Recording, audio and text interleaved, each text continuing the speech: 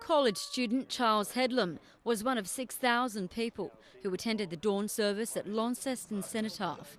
The 18-year-old continuing the legacy of remembering the fallen men and women who died at Anzac Cove 99 years ago. Finally we landed at 10:30 a.m. under extreme fire from the hills above and to what can be described as a tangled mass of men, ammunition and cargo thrown all along the beach. Mr Headlam's great-great-grandfather was a surgeon in World War I.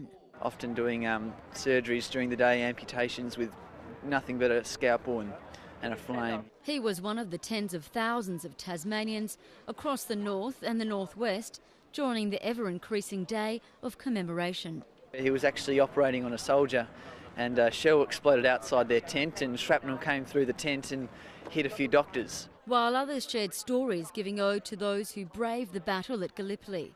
Kieran Croze's grandfather was a stretcher bearer in Turkey. Where you see in the movies people calling out orderly or casualty, he was one of the guys with a stretcher who picked up the wounded. Absolutely horrifying to think what they had to do.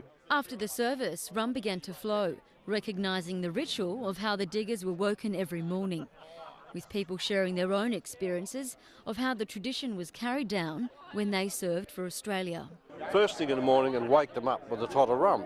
And it was always said that there should be no spare bodies in beds, but we always found at least one girl every year, one girl in the sole bed. South of Launceston in Perth, the mood was more sombre, bringing the Midland Highway to a standstill,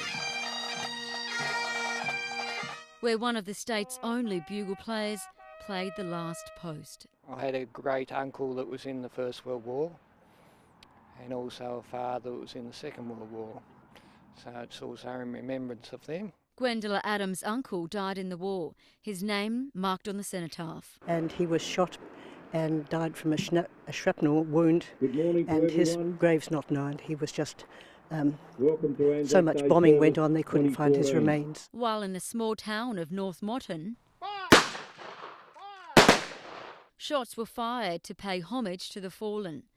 On the Mersey River in Devonport, a 5-year-old boy wore his great-grandfather's medals with pride in the street parade. He was one of 4,000 paying their respects. Marching memories for the soldiers. Where a record number of 50 wreaths were laid to give rise to those who did not die in vain. This July marks the centenary of the beginning of World War I, and next year's Anzac Day service will be the 100th commemoration, remembering and honouring those who served and those who continue to serve for Australia. Jessica Amir, WIN News.